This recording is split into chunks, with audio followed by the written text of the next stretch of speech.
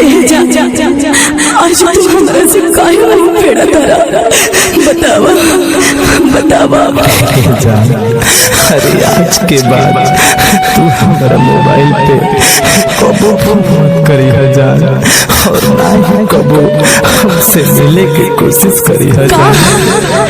तू का कह तारा आखिर हमार कौन गलती रहे बतावा बतावा कौन गलती बा हमार। अरे कैसे बताई हमारा साथे जवन तू कइले बाड़ू को ना भुलाएल जान। अरे ना हमार तेरी मजबूरी बा जवन के हम अपना घर वाला लोग के इज्जत दे गतन बाकी तोहरा तो धोखा नहीं करत नहीं करा। Music by Gaurav Roshan। जईबू तो जा सनम तोहरा गइला के गम न बा।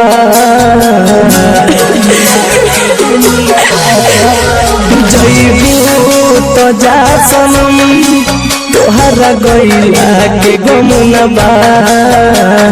दिले बारू जवन जखम का कमबा। दिले बारू जवन जखम का कमबा। जईबू तो जा सनम तोहरा गइला के गम न बा। दिले बारू जवन जखम का कमबा।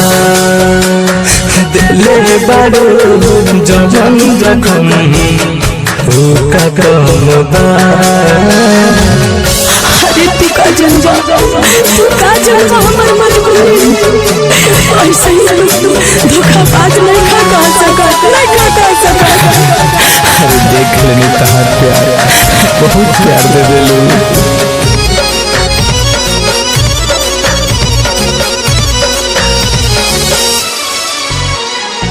होते बियाह चल जईबू सनम तू तो पियाबा के घरे हो। सुनी खबर दिला बाई हमार भीतर भीतर जहरे हो। होते बियाह चल जईबू सनम तू तो पियाबा के घरे हो। सुनी खबर दिला बाई हमार भीतर भीतर जहरे हो। सारा वादा इरादा पहिले वाला बा। सारा वादा इरादा पहिले वाला बा। दिले बारू जवन जखम का कमबा। दिले बारू जवन जखम का कमबा। ऐसा मत बोला अब हम उतने प्यार करेंगे जितना करत रही। एक बाद हम उतना प्यार करेंगे जितना करता नहीं। भला मत हमरा के हम जाता नहीं।